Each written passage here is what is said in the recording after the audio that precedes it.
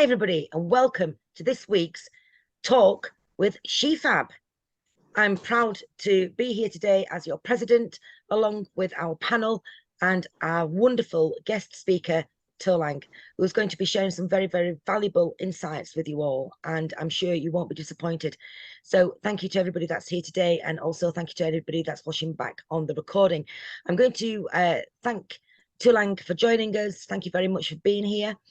And I'm going to hand over to Sumia now, who will make the necessary introductions. Thank you so much. Thank you, Miss Shelle. Fantastic. So, hello everyone. So, as we always say that education is the mother of leadership. So today we have Miss Tholang Mathopa, who not only got excellent educational record, but is also a leader in her field, that is intelligent automation and artificial intelligence. So now, when we look at her experience, she is ethical AI policy researcher. She's founder of Leriba.ai. And not only that, she's got so many credits in her basket. Now, coming to her education, she did her master's from University of Oxford. She's got BTech and from London School, and BSc Computer Science from Heriot-Watt University. So her topic today is women in the age of artificial intelligence. So yes, Ms. Tholang, stage is yours.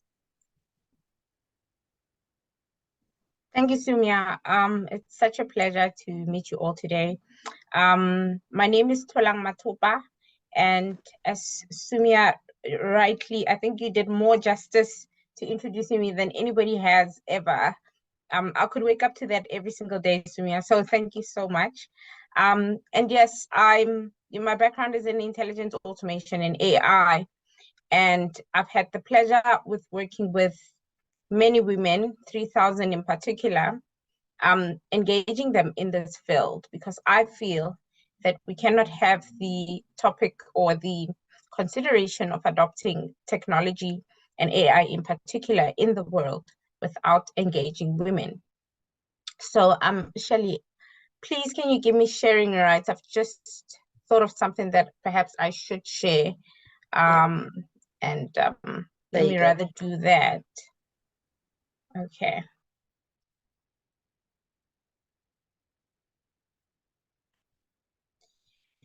Okay, thank you. Now I can share, yeah? Perfect.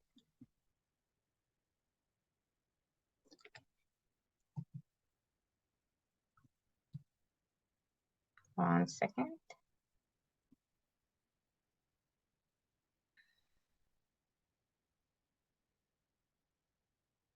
Right, so as I was saying, my background is in intelligent automation and AI, and I came across a situation while I was working abroad where I was hit with a huge epiphany that not only was I an exception, particularly from where I'm from. I'm from South Africa. I was born in a township called Atteridgeville, and it's in a beautiful city, Pretoria, which is the capital of South Africa. And so I didn't realize how fortunate and blessed I was, because I've often felt that the work that I do, everybody is privy to, and everybody is privy to the same information that I got exposed to, luckily, or maybe I would say by curiosity, because I've always invested in myself and in my education. And whenever I would get any little extra money, I would go out and certify in a field that I felt would benefit me in terms of getting a better job and hence getting a better pay. So with that in mind, I got many opportunities simply by virtue of me being skilled and certified in areas that seemed to be in demand, and the demand is not met by highly skilled people and highly experienced people. So I happened to be in a position where I would occupy a role that afforded me the opportunity to travel abroad and adopt AI and intelligent automation in companies across the UK, across the US, and across Asia. And it wasn't until then that I actually realized that, hang on a second, something is wrong. Because whenever I would walk into those rooms, I would always be the only woman, let alone the only Black woman. Now, I'm not intimidated by male presence. I was raised by an amazing dad. But I felt that decisions that impacted people on the ground could not be made with the absence of women. And I felt that there should be representation, there should be gender representation, as well as representation of difference in perspective, especially at decision-making level. And that's how the 2025 1 Million Women in Intelligent Automation initiative came into fruition. This is an initiative that I founded in the wake of the pandemic, and it was heightened with the fact that when companies realize that they can work without the physical presence of people in the office, then they moved into digital transformation and using intelligent automation to increase operational efficiency. And of course, we know that when women are impacted, you don't just impact the one individual, it's them and their families. So for me, what that meant was that I could found something. In fact, it wasn't even about founding at that time. It was, how do I share my skills and my knowledge to as many women as I possibly can, so that when these companies transition into digital transformation, these women can be ready with their qualifications, with the relevant experience, and with the relevant skills. So, as I've mentioned, why this initiative? To increase leadership and representation for women in technology, specifically emerging technologies like artificial intelligence and intelligent automation. This is a research that Gartner put out, that women currently hold 19% of tech-related jobs at the top 10 global tech companies, relative to men who hold 81%. And in leadership positions, these global tech giants, women only make up 28%, with men representing 72%. So we are not speaking in the olden age. We're in 2023, and these stats are staggering. And so the initiative basically says we want to change these stats. Our program outline is really technical. Why is it technical? Because we want people to gain skills that they can go out and use. Either they get employed and they are in demand, or they start their own businesses. So we've got a full curriculum that focuses not only on the technical aspect, but developing the individual holistically, developing them as a leader, developing the self-esteem and the self-confidence, because many women tend to get intimidated in it can be overwhelming, and I presume, if you're met with an overwhelmingly large group of men. Some women find it intimidating. I was just fortunate that I was raised by my dad and my uncle, and when my grandmother passed away, it was really just a male household, and so I'm used to being in those settings, and I'm not intimidated. But so while the program is technical, we do think about stuff like, what would you do in case you don't get a job? What would you do in case you take longer to get a job? You must be able to be in a position where you say, I'm able to apply my skills, I'm able to freelance, I'm able to do remote work, and with the statistics that we have for the initiative, where we've trained 3,000 women, 70% have gotten employed within 2 weeks after the program, and 30% founded their own businesses. I think the stats speak for themselves, that the curated curriculum really meets the needs that are highly demanded in the employment sector as well as in the business sector. And another important aspect of the outline or the program is that we so basically concurrently, while the women are learning these new skills, they are building a digital portfolio that they can produce in an interview to say, don't listen to what I say, I know. Let me show you what I know that I know and what I have built. And this digital portfolio, I think, is the reason why we've had such amazing results with the cohorts that we've managed to train. The goal is really simple: 300,000 women trained in intelligent automation and AI per annum, and 300,000 women employed or having founded their own businesses per annum. It seems like a large number, but with the virtual technology that we have today, I think this is possible. How do we address the United Nations Sustainable Development Goals through this initiative?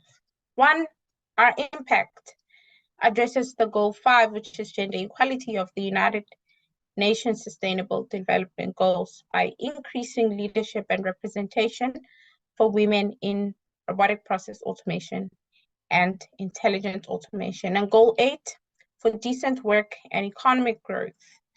We all know that money rules, and money, as they say, makes the world go round, and it is true.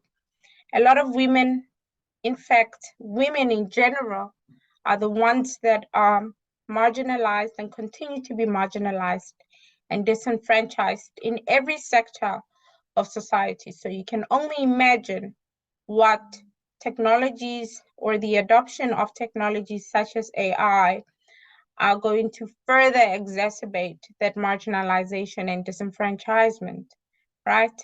And so we are saying that when we put money in a woman's pocket, we know that they now have the ability to have a choice and a voice in their own lives about what they want for themselves. And if they feel that the environment or the situation they're in does not serve what they want in their lives, they can make the choice to leave, because now they would have been empowered, economically empowered, to make those life-altering decisions for themselves and their families. And this really ties into, I think I made an example of, or maybe I didn't, I think this is a conversation you and I had, Shelle, that in many countries, such as India, even Syria, Israel, in the northern parts and eastern parts of Africa, it's still very much business as usual for children to be married, by force, and so many of these social ills that continue to disenfranchise women. And so when you empower a woman or a girl child with education, which in turn gives them access to opportunities that are economically empowering, you are really changing the face of the world in that manner.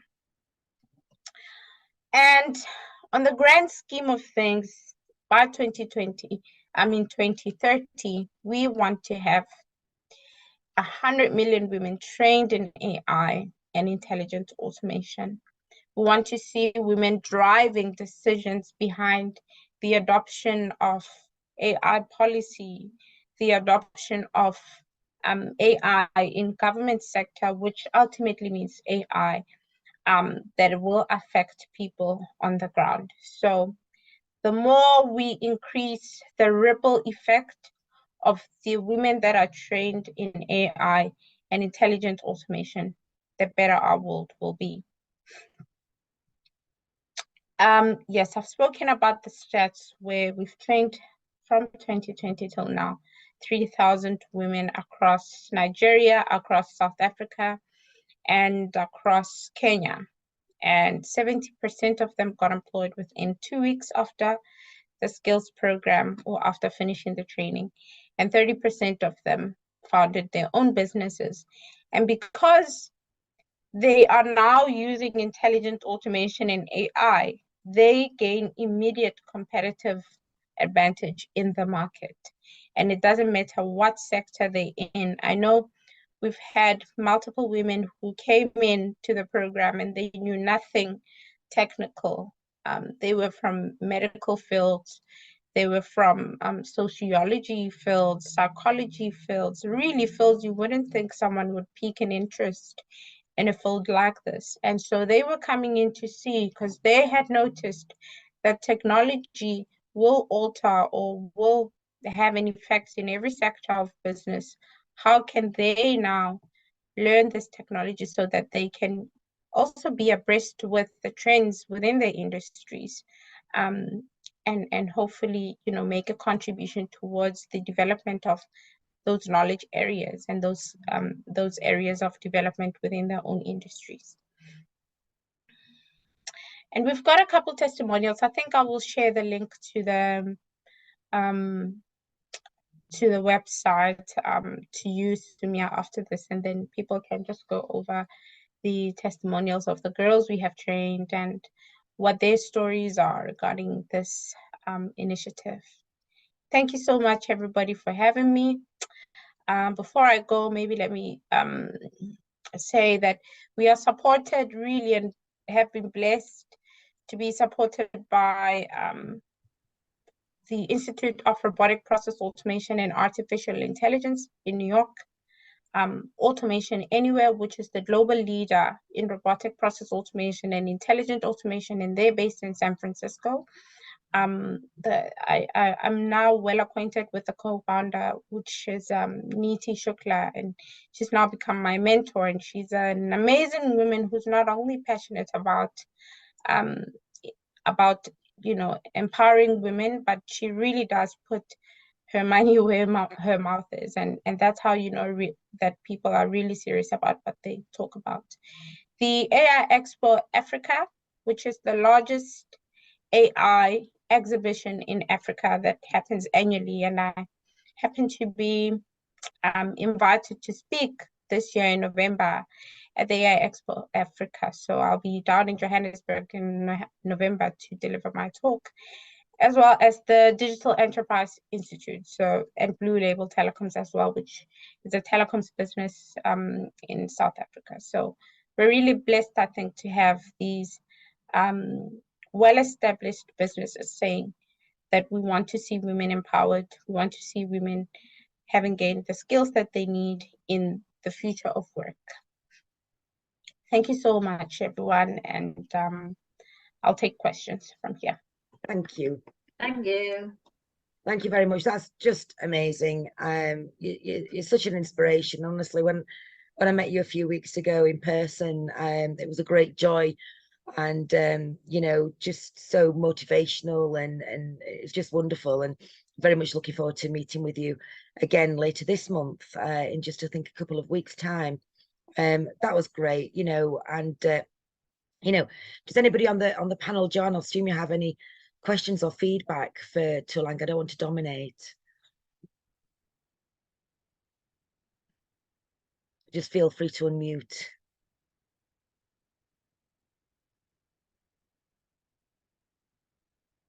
No, not just at the moment.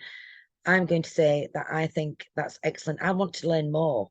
You know, I know I can relate, I think, in some regards, in terms of my background and not coming from a tech background and coming from a health background and pivoting into tech over the last few years, and you know, resulting in where I am today. And you know, so I understand that journey from my, from my own experience, and how empowering that can actually be, breaking through, barriers, and stepping out of your comfort zone, and challenging your mind, to organize and connect new information, and but also what can come from that process as well, in terms of rewards and independence and all these other benefits that you've highlighted there. So I think it's fabulous. So Tholang, how, if anybody wanted to get involved, if anybody wanted to take part and be one of those 1 million women or 100 million women, what do they need to do?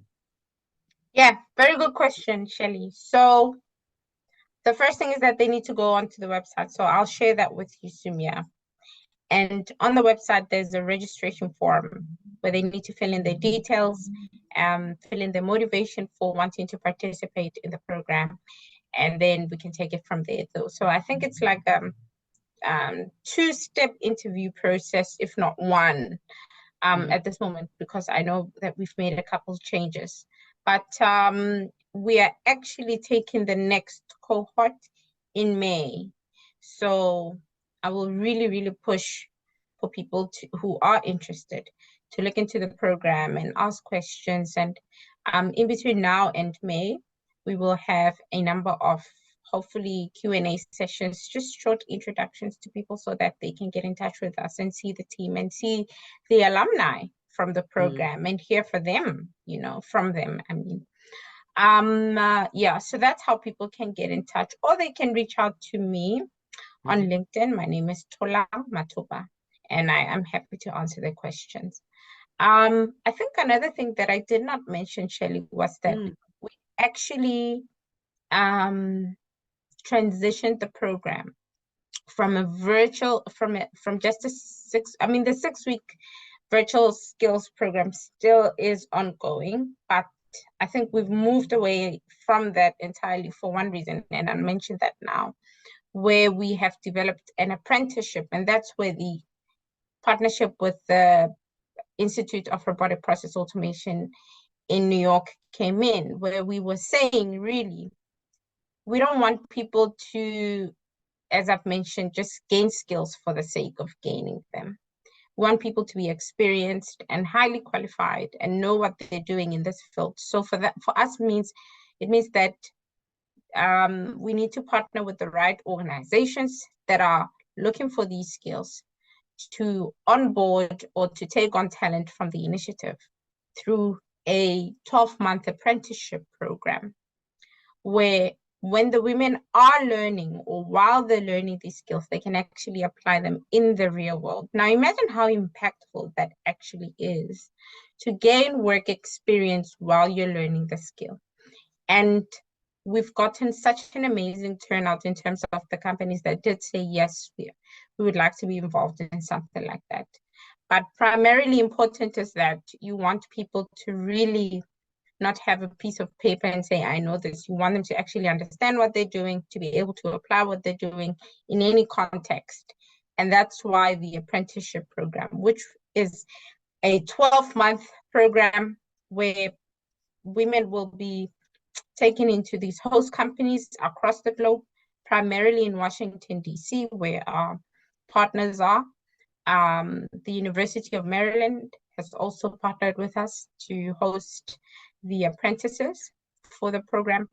And we are looking into a pilot of 50 to 100 women specifically for the apprenticeship program, because we haven't done that. But for the virtual skills program, people can just enroll and get going immediately. Yes, and I'm particularly keen and interested in seeing the turnout at the end of the 12 months for the women, because I know what being in a different country does to your mind and to your whole outlook of life as a person. So if you thought your life is over, or if you feel like you don't know what to do next, go out and travel. Just go anywhere that is not within the confines of the usual environment that you're used to. And you will see, you will immediately be replenished. And people often make the mistake that they perhaps need to go abroad or somewhere far. No, you can just go from your home to a town that you haven't been to within your country that's maybe 20 minutes away from you or an hour away from you. And that on its own is very empowering, because traveling just enlightens you in a different light, in a different way. And I myself can't even explain it to this day, but I know that I don't speak the same language with my peers. And by my peers, I mean the people that I grew up with and the people that I went to school with. I've realized that we speak completely differently and we see things differently. And I realized that it was by virtue of me traveling abroad so much that I see solutions to problems and not problems to solutions, which is often, the rat trap that many people fall to. So that's what I want the apprenticeship to do, more than just developing them from a skills level. I want them to see what the world has to offer, which is a lot. They can do a lot and contribute a lot to the world. Absolutely love that. And I love the idea of the apprenticeship. It's, it's practical learning, it's experience, it's using those skills in a practical way so that they really embed and you really understand them, from start to finish. I just love it. I think, the life experience as well, of that, everything, and the connections that you can create and the opportunities that can come from that as well. I mean, it's just the whole thing, isn't it? I think it's absolutely fabulous. I love it. And, if I could, I would love to do something like that as well. If I was, in a position to be able to do that. I'm not, but I shall dream about it. And, I shall certainly, endeavour to support your work. And SheFab will be involved where we can to support with that, because I think it's super, super powerful. Just absolutely amazing. So fabulous for that. Joanne, Sumia, would you like to add anything? Hi, yeah, I just want to say thank you to Tholang for joining us here today at SheFab. It's been great. Thank you so much. Thank you, Joanne. It's my pleasure. It's only a pleasure. Thank you so much. Sumia, would you like to close off and provide your summary? Thank you. Thank you, Ms. Tholang. That's such a wonderful seminar. We've learned a lot. I think what came to my mind is maybe it's like you are a saint in the field of AI who's helping so many women, not only just to learn the techniques and the skills, but you're also helping them to empower in a true sense and have that life experience, as Miss Shelle Fantastic was saying. So, and that's really great to know that you've already taught 3,000 women AI, and your target is also very clear: 2025, 1 million women in AI. And I'm sure you'll definitely reach it because you've got that drive and passion regarding the same. So, and yes, the way you said that you were the only women in the entire area when in the universities when you're studying, and the statistics that you mentioned, 19% in the tech and top tech companies and 28% women in leadership roles, makes us realize that yes, then there's a lot to do. I mean, today we keep thinking that, and we've also heard many people saying that, you see, it's an old thing, women empowerment, it's a long time ago, now you don't need empowerment. Women are actually dominating. That's what we keep hearing sometimes, especially on Women's Day. Many men even comment in similar ways. But then when you show us the statistics, we see the reality that it is just a minute number and there's still a long way to go to bridge that gap. And thank you a lot when you mentioned that holistical development of a person there. And yes, it's also great to know that 70% people whom you've taught, they've got jobs in 2 weeks, and 30% they started their own companies and their own jobs. Definitely, we agree that it's really a successful, very successful program, and congratulations for that. So it's not something very easy, so which you really made. So hearty congratulations. And yes, you were telling us about the Israel, even India, the scenario where children they are actually forced to get married in a young age. Yes, so there are many pockets in India still where the scenario is going on. And when I was at Delhi, one of our student, she was forced to get married. She was just a school student studying in 7th grade, 8th grade. Mother was trying to get her married somehow so that the burden gets reduced. And later on, we realized that it's not apt. And we filed a police complaint. It was a huge thing. Luckily, it's in a city, and somehow we got to know because she was a student, so we could do something. But in villages and small towns, I don't think people will even care regarding such thing, because they'll think, let's not interfere in somebody else's life, or let's not take that risk. So yes, when they are taught, when they become independent, they become economically strong, they can clearly say no.